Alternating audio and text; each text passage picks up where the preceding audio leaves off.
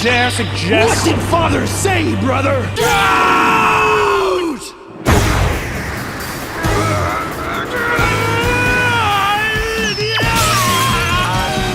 Corridor Digital, a VFX channel with over 10 million subscribers, just released a polarizing video which has stirred up incredible amounts of outrage among the anime community.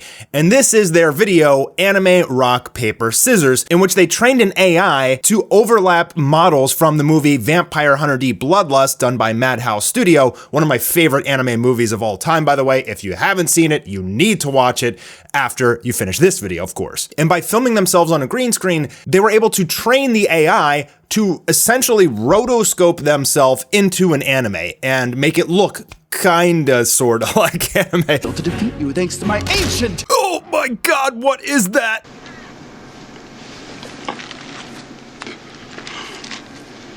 But the vast consensus online is that this is hot garbage. The video got hundreds of thousands of likes, so there's definitely a very large pool of audience that likes this content, or at least likes where it's going. But on the opposite side of the spectrum, if you go to art Twitter, man, they are outraged like you wouldn't believe, which is very common on Twitter. Anything pertaining to art, I'll just let Ludwig say it. He said it pretty good here. There is one thing, however, that unites all of Twitter together, and that's when somebody steals art. It's the highest treason imaginable in the lands of Twitter. Now, a lot of people think that this is just a filter. For example, my boy Narmak over here, who made the SpongeBob anime. But if you look at Corridor's behind the scenes video, I mean, there was an insane amount of work that went into creating this. Like, it wasn't just like, hey, let's film ourselves and then just click a button and now we're anime. But I can see how someone who is an actual animator would get incredibly frustrated at this. In fact, there's this hysterical clip of the director of Studio Ghibli, Hayao Miyazaki. He was shown like this like little 3D like AI made animation, and his response just like cracked me up. It's priceless. It's kind of disturbing and sad, but at the same time, I think there's some silver linings here that not a lot of people are talking about. They're mainly just talking about the outrage. People hate AI. They think that it's going to replace human jobs. And this is a big polarizing argument over the benefits and uses of AI. Is it going to put hardworking artists and animator out of jobs, which so many valiantly defend online, and for good reason, because so many artists and animators in Japan are paid literally pennies, and many are worried that this new introduction to AI, specifically in the anime space, is going to cut out their jobs entirely, and most likely it will. These animators are already struggling just to make ends meet, working for days at a time before going home. The working conditions for artists and animators in Japan is absolutely horrible. And the reason the industry hasn't really changed in Japan is because of production committees. So these are committees of investors who round up funds and then hire animation studios to create anime, which the production committee in turn makes a lot of money off of. However, even with inflation, the wages and working conditions for animators has not improved at all. And the reason for this is because the production committee is, while they're making more money and there's more money out there because of inflation, instead of paying the studio extra to improve the working conditions of their animators, they're just hiring more studios to create more anime, thus increasing their profits even further. And unfortunately, I mean, I hate to say it, but the time of the 2D animator is dying off. I mean, there's a labor shortage in Japan. That's basically because people don't want to work that hard. Literally, it's like slave labor for so little money that they can barely afford to eat or even live. And the culture in Japan, it's really messed up. I mean, this is a huge issue. I made a video on this recently about how animators are literally dying and being hospitalized in Japan. And I partnered with a nonprofit in Japan named Animation Supporters, which helps new coming animators into the industry by providing them living conditions at an incredibly discounted price. Right in the heart of Tokyo, and they get training, internet. It's a really great fundraiser that we were able to raise tens of thousands of dollars for, and they're continuing their campaign this month. If you feel like donating to help support some of these new coming struggling animators, a link will be in the description for the fundraiser. But herein lies the fundamental issue. The production committees want to save as much money as possible to make as much money as possible. At the end of the day, they're a business, and as much as you guys love and care about art and animation, the production committees only really care about money. And the scary thing about AI art and anime is that they will undoubtedly eventually use it to cut out animators out of jobs and make even more money. And so the community has banded together to try and put an end to it.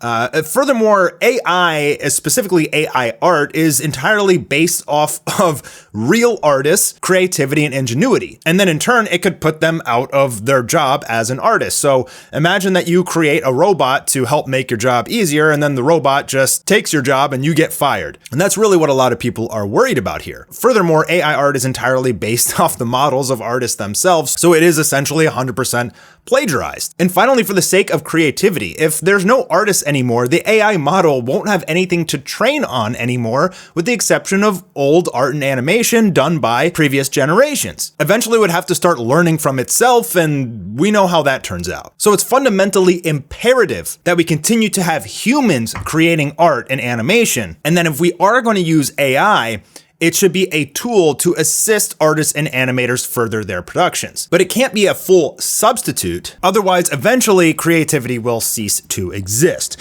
But there is some silver lining here that nobody's really talking about. And I actually got excited about the video, not because I want to copy and replicate their process. Obviously, one of the biggest flaws here is that they based their entire model off the movie Vampire Hunter D Bloodlust and the character models of Yoshitaka Amano. Undoubtedly, they did this also without permission. Now, if they got permission or paid a license in order to use the character models, I don't know, I guess they'd probably have to pay Madhouse Studios for some sort of license, then it will be okay. I mean, this is a way I guess studios can make extra money without lifting a finger if they just license out the work that they've created in the past to other companies that want to use that to train an AI model. Now, maybe, if studios are just getting extra pools of cash essentially for free based on their previous work, then they could improve the working conditions of their animators, and their staff in the studio, but I highly doubt it. There's going to be a few guys at the top who are just going to pocket the cash, and we know how that goes. But it does give some accessibility, I guess, to companies that may not have the talent on board, but maybe they have the money, right? So I want to create an anime. I got lots of money, but I don't have any talented animators. Could I pay Madhouse Studio or Mappa, for example, and additionally the manga artist who created the characters, a huge licensing fee so that now I at least have the chance to make a show? But the real reason why I'm so interested in this is not because anybody can now make anime from home. Obviously, we're still a very long way away from that, but because it could actually help indie studios like myself further create productions which I would otherwise not be able to. For example, I have my own manga that I'm trying to turn into an anime called Demon Rush. I have an artist and illustrator named Pedro who has absolutely unbelievable levels of talent, in my opinion, and his character models are extremely intricate, and it's not easy to find somebody who can replicate his designs and his art style. But what if I trained an AI model based on designs that I own? That would be okay. And in the same sense, you could hire a very talented artist or animator to draw 50 frames or so, like Corridor showed here, how they train their AI based on 50 or so screenshots from Vampire Hunter D Bloodlust. What if I said, I want to make an anime and I don't have a full studio to make it, but I can have enough money to hire one very talented artist to draw 50 pictures or so like this, and then I can train the AI to learn from it and somehow start to create anime on my own. In that sense, that's pretty cool. I mean, we're not quite there yet, but what this video from Corridor showed me is that we're pretty close to that. As long as you do it the right way, as long as under the condition that you're training the AI based on models that you own or licensed. It's actually okay in that sense. And what Corridor easily could have done to fix up their monster faces and 6-finger distorted hands and double sets of teeth and all sorts of weird stuff like that going on is simply hire an artist or animator to go in frame by frame and clean up each one of these wonky frames. There is some outstandingly beautiful shots here if you're just looking at still frames from their anime rock, paper, scissors video. If you're able to use this as a base and then have an animator come in and clean it up, it could potentially save a lot of work. It could potentially, and I think ideally, give indie studios the ability to create animation where they otherwise would not be able to. So for someone like me, this is awesome, right? Like, this has a lot of potential.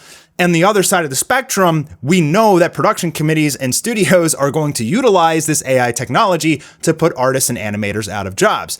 You may have recently seen that Netflix just promoted an anime where all of the backgrounds are done by AI art, and they were met by huge amounts of backlash, and for good reason. The backgrounds and landscapes that the AI created is based on the actual hard work of actual landscape and background artists. So now they're just trying to cut out that role altogether and just use a computer to do it for free. And at the same time, it's essentially plagiarism. Quickly, while we're on the subject of background art though, there are some cool things that you can do with AI art that is not plagiarism. For example, what Corridor Digital did is they created this cathedral background in Unreal Engine and then used the AI to essentially turn it into anime. With the long story short, that's a filter. You can already kind of do that. So you could walk around a city with a camera, taking a bunch of pictures and cool angles of the city and buildings and things like that, and then use an AI to turn a photograph into more of an anime looking feel. And again, you can already kind of do that with Clip Studio Paint without, having to train a model. A lot of the times what they'll do is they'll take those photographs and then background artists will literally just paint on top of it. But if you're an animator, you'll know one of the biggest issues that every animator has, at least a YouTube animator, is animation can be fun, but man, I don't want to draw or paint some backgrounds. That's like the worst part of finishing an animation is doing the damn backgrounds. So let's say, for example, I take a bunch of pictures of a city and a landscape. I hire an artist to paint those, or at least paint on top of them.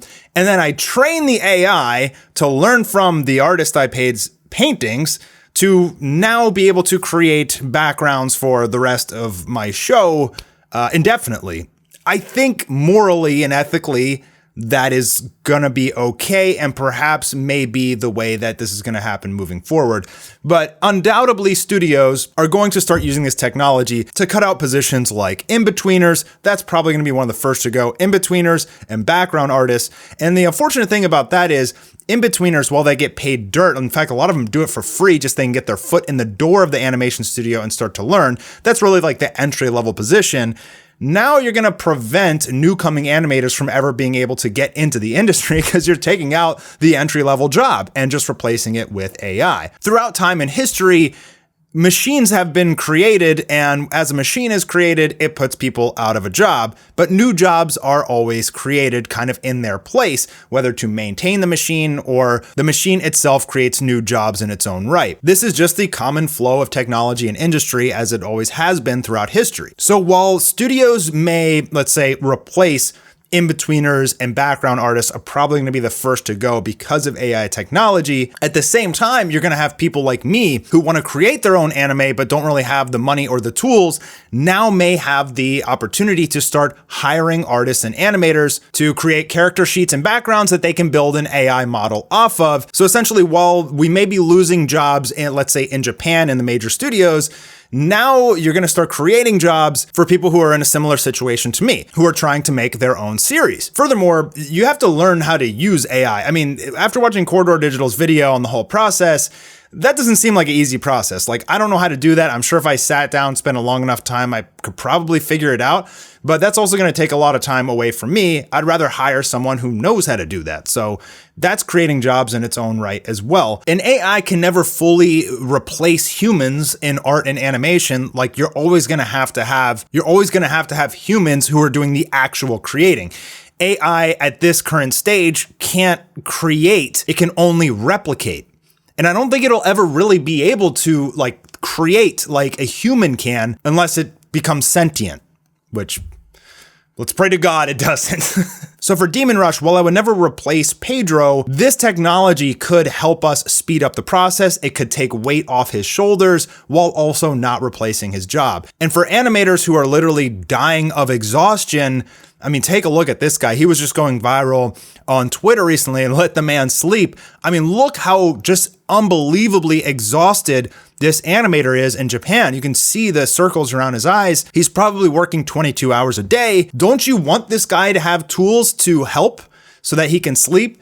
So the real issue is not really replacing jobs. The real issue, the real target, which nobody ever talks about, is the production committees. Now the studios, it's not even necessarily always their fault, because if the production committee is not increasing the amount that they're paying the studio, the studio can't increase the amount that they pay their employees. This is the messed up culture in Japan. The real enemy is production committees, and not a lot of people really seem to understand that fact, unfortunately. Undoubtedly, these huge companies like Disney and the major anime studios, they will eventually start to create their own AI to utilize this and move forward. And I think ultimately what it means is we're just going to have a flood, like maybe in the next 10 years or so, anime, which is something that in a sense is so beautiful because it's so rare, will probably have 10 to 100 times to 1,000 times more of it than we currently have. Unfortunately, that will water it down because there's only so much you can watch in a day. And you might be saying, well, you still need voice actors, but I don't know if you've seen the presidents playing these video games. The videos are hilarious. A 7, you know what they say, 7 is the luckiest number. What do the different colored spaces mean? I don't get it. Joe, I'm not going to explain every little detail about this game. You'll figure it out as we go. Oh, well, hey, I also got a 7. Is that good? Of course you'd copy my role, Sleepy Joe. First you steal my place as president, and now this. AI can potentially replace voice actors as well, unfortunately. And again, it's the same fundamental issue that all of this is based off of the work and the history of creative, talented humans. If you wipe out their jobs and replace them with robots that don't have the ability to be creative, creativity ceases to improve and exist in the future. All you're going to have is more effed up replicas over and over again. Replicas based on replicas. Ingenuity just ceases to exist. But undoubtedly, as companies look to cut costs and make more money, they will start to utilize and improve this technology. People will lose jobs, but more jobs will be created. Take a look at McDonald's. You used to have all these cashiers. Now you have these touch screens where you can go up and just touch in your order. Don't need half the cashiers anymore. And one thing I don't see a lot of people talking about, I see a lot of outrage for art and animation AI on Twitter specifically, but I don't see a lot of outrage for ChatGPT, which is also entirely based on the writing of writers. I think that just the art community specifically on Twitter is the most vocal by far, but it's literally identical in that sense that it's built on the fundamentals of humans and the creativity of humans. It cannot learn a way to create new ideas. It can only be trained on pre-existing ideas. It's the same issue for all levels of AI at this point. As long as we can somehow figure out a way to use it as a tool to make our lives easier while also being ethical, like for example, if I use it for Demon Rush to just help out Pedro or speed up the process without him losing his job, then I think that there are some acceptable applications. Like AI doesn't need to end. We just have to figure out a way to make it ethically compliant and help people instead of hopefully putting them out of jobs. But undoubtedly, people are going to lose jobs, but probably not as many as you think. Let me know what you guys think in the comments down below. Did you like Anime Rock, Paper, Scissors? Do you despise Corridor Digital for making this and being so cocky about it? Because for me, I didn't really feel outraged. I more felt excited and enlightened by the idea that this is something that could help me in the future. It's not there yet, but it could potentially give a small fry like me a fighting chance. And I think that that's a pretty awesome takeaway if you can look past all the ethical issues that Corridor just arose.